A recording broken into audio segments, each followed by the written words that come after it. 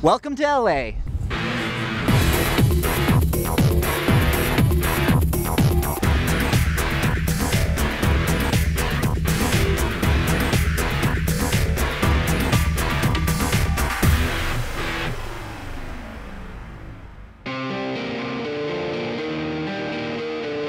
This weekend, the Port of Los Angeles woke up to a different sound.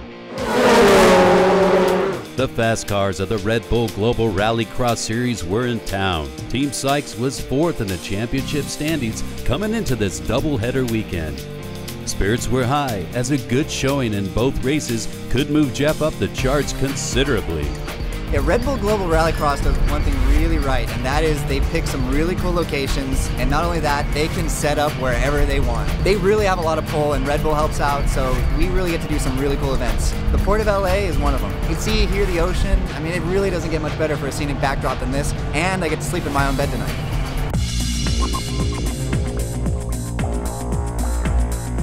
Growing up in racing, you know, it's pretty much been me and my dad as our crew. So we're used to kind of running a small crew. Obviously, we're going up against teams here that have 10 to 20 people on one car. With just a few of us that are here, me, my dad, Paul, and a few others, we're really, you know, taking it to these guys.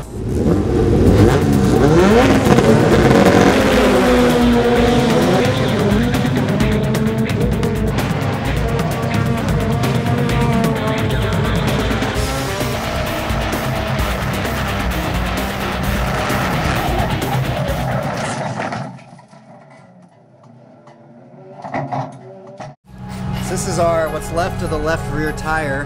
Came off the bead, and once that happened, lost complete traction and unfortunately went into the wall that was right in front of me. There's a little bit of cosmetic damage. The door and the side are cracked, but the worst was the wheel hub in the front left is bent. So that's got to be repaired. So yeah, we'll be out in time for seeding. It sucks missing a practice, but you know, come back and get that back. Friday was a day of attrition, and the qualifying run was no exception.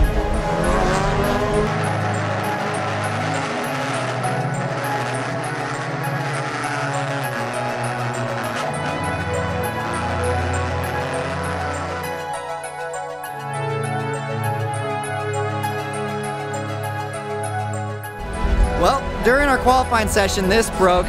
Catastrophic failure, straight into the wall, and unfortunately it really does take a lot to break one of these. So once this broke, the rear wheel was completely just steering on its own, and it was the end of my qualifying session.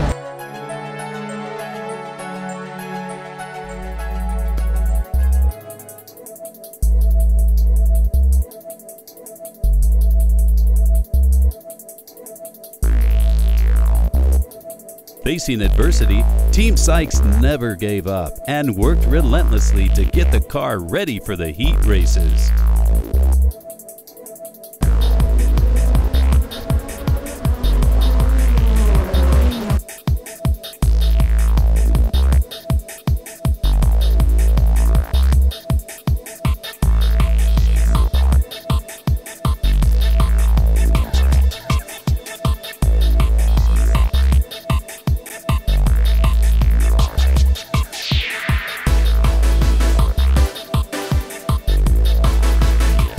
Geoff Sykes finally managed to bring the car home and qualify for the main event. Back in the garage, the team found a bent shock absorber on which Geoff was running all day. He was only 2/10 off the pace, so the good news is that tomorrow car number 6 will run much faster. The bad news, it's going to be a long night.